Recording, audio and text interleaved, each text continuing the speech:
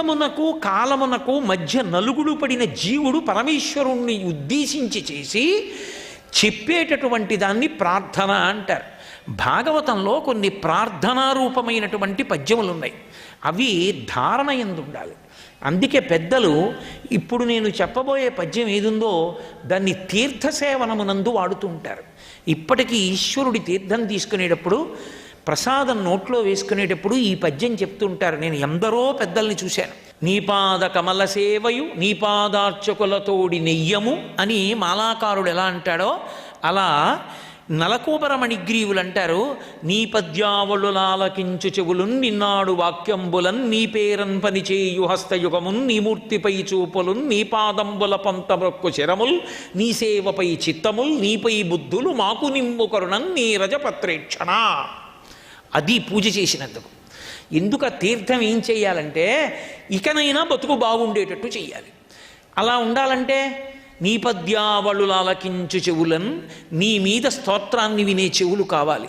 నీ పద్యావళులాలకించు చెవులన్ నిన్నాడు వాక్యంబులన్ నీ గురించి చెప్పగలిగిన నోరు కావాలి. నిన్ను చూడగలిగిన కన్నులు కావాలి. నీ పాదముల యందు వంచగలిగిన తల కావాలి. ఈశ్వరా అలా మమ్మల్ని అనుగ్రహించు అని ప్రార్థనాపద్యంగా చెప్పి తీర్థం పుచ్చుకుంటారు. భాగవతంలో ఉన్నటువంటి పద్యాలలో మెరుపులలో ఇదొకటి.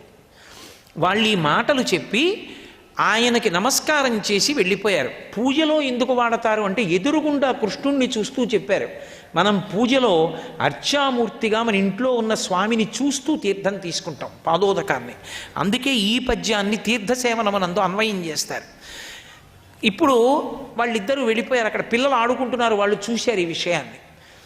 ఈలోగా నందాదులకు వినపడింది పెద్ద చప్పుడు. వాళ్ళు గబగబా పరిగెత్తుకొచ్చారు. పిడుగుపడదుగాక పెనుగాలి విసరదు ఖండితంబులగుట కానరాదు బాలుడితడు పట్టి పడత్రోయజాలడు తరువులేల కూలే ధరణి మీద. పోనీ ఏమైనా పెద్ద పిడుగుపడిందా అంటే పిడుగుపడలేదు. ఏమైనా పెనుగాలి వీచిందా అంటే పెనుగాలి వీచలేదు. ఎవరైనా గండ్రగొడ్డలు పెట్టి నరికారా అంటే నరకలేదు. మరి చెట్లు ఎలా పడిపోయాయి భూమి మీద? ఇలా చెట్లు భూమి మీద పడిపోయాయి అంటే ఆశ్చర్యం. అదృష్టం, దక్కాడు కృష్ణుడు. పైగా రోలు కట్టేసింది వాళ్ళమ్మ. ఎంత పని చేసింది వాడి మీద పడుంటే అని అక్కడ ఉన్న పిల్లల్ని అడిగారు. ఏమైంది అని అడిగారు. వాళ్ళు అన్నారు, ఏమో కృష్ణుడు ఆడుకుంటుంటే రోలు ఒత్తిడికి పడిపోయాయి చెట్లు. అందులోంచి ఇద్దరు దివ్య పురుషులు వచ్చి కృష్ణుడిని స్తోత్రం చేసి వెళ్ళారన్నారు. వాళ్ళన్నారు, ఈ జడ్డుంబల్కేలోకంబుననైన చెప్పబడునే అన్నారు. ఈ జడ్డుంబల్కేలోకంబుననైన చెప్పబడునే. ఏ పిల్లలు తెలిసి తెలియనితనం. కృష్ణుడు ఏమిటి, రోలట్టు లాగడం ఏమిటి, రెండు చెట్లు పడిపోవడం ఏమిటి, అండులోంచి ఇంత రావడం ఏమిటి? ఈయన్ని స్తోత్రం తన కట్టు తాను విప్పుకోలేక ఏడుస్తున్నవాడిని ఇంకోటి స్తోత్రం చేశాడా? ఇంతకన్నా నమ్మడానికి ఏమైనా ఉంటుందా అనుకుని పెద్దవాళ్ళ యొక్క పాండిత్యం అలా ఉంటుంది. పిల్లలు అంటే నిష్కాపట్యం ఉన్నవాళ్ళు, వాళ్ళు విద్వాంసులు, వేదాంతులు. వాళ్ళ యొక్క పరిణతి అలా ఉంటుంది. అందుకని వాళ్ళకి అది కనపడింది, వాళ్ళు అది నమ్మరు. కాబట్టి ఏదో మన అదృష్టం, కృష్ణుడు దక్కాడు అంతే చాలని గబగబా నడుము కట్టినటువంటి తాడు విప్పేసి ఆయన్ని తీసుకుని ఇంట్లోకి వెళ్ళిపోయారు. ఇది దామోదర లీలకి ఉండేటటువంటి కొనసాగింపు. ఈ కొనసాగింపు ద్వారా నలకోబరమణిగ్రీవుల యొక్క వృత్తాంతాన్ని భాగవతంలో ఆవిష్కరించారు. దామోదర లీల అని ఇది తాడు కట్టబడినటువంటి వాడి లీల, త్రాటి చేత బంధింపబడిన వాడి లీల. అందుకే ఆయన నడుం మీద తులసి మాల వేస్తూ ఉంటారు. ఇప్పటికీ దామోదర దర్శనం చెయ్యాలి అంటే ఆయన నడుం మీద తులసి మాల వేస్తారు. అందుకే ఇప్పటికీ తిరుపతిలో గోవిందరాజస్వామి వారికి నడుం మీద తులసి మాల వేస్తూ ఉంటారు.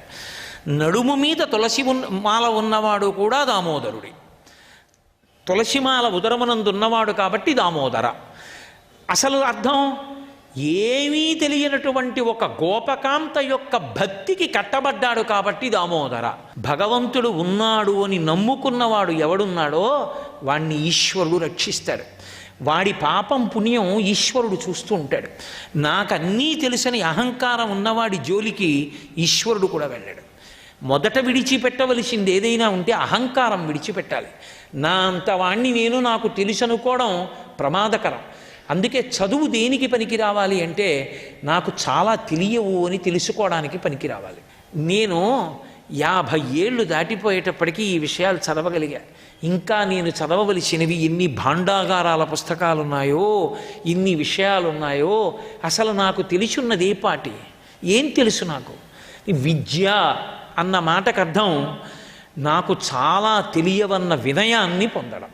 ఆ వినయం లేనప్పుడు నాకు ఇన్నొచ్చు అని చెప్పుకోవడానికి పనికొస్తే అది అహంకారం అవుతుంది.